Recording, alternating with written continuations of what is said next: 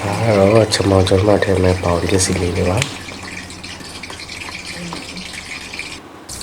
ငါပြီးထည့်ပြီးတော့စီတက်ပါမယ်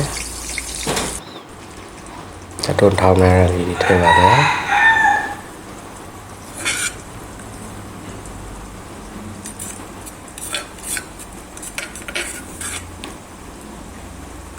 ချက်တွန်းလေးကြောက်ပါရီဒီအထိကျွန်တော်တို့စီတက်ပေးပါမယ်ဒါတော့စီတက်နေနေထားပါတော့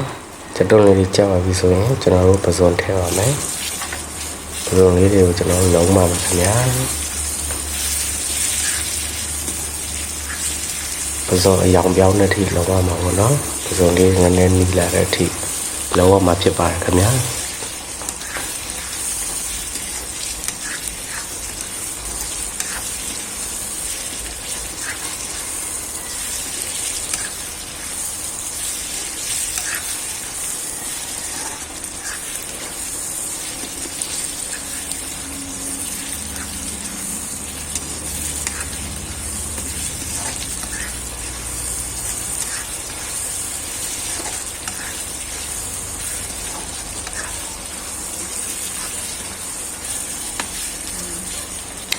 ပဇွန်လေးတွေရောင်ပြောင်းလာပြီဆိုရင်ကျွန်တော်တို့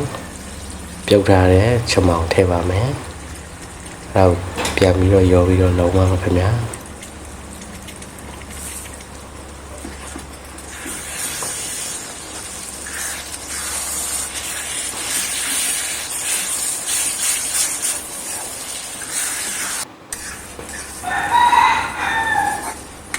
ကဲကျွန်တော်တို့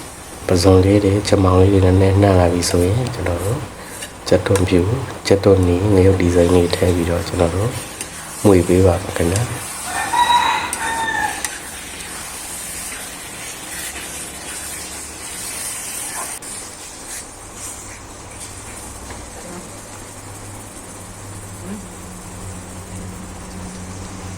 ကျွန်တော်တို့ပြီးရင်မြက်လဲကျွန်တော်တို့ထည့်ပါမယ်ခင်ဗျာမြက်ကတော့နည်းနည်းအရင်လိုနေတဲ့အတွက်မြစ်လေးအစိတ်လေးနည်းနည်းကြီးသွားပါတယ်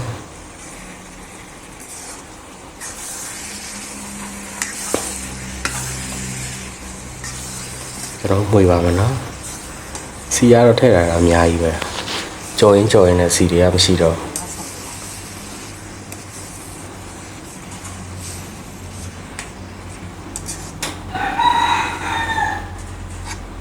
မှွေပါမယ်ကျွန်တော်တို့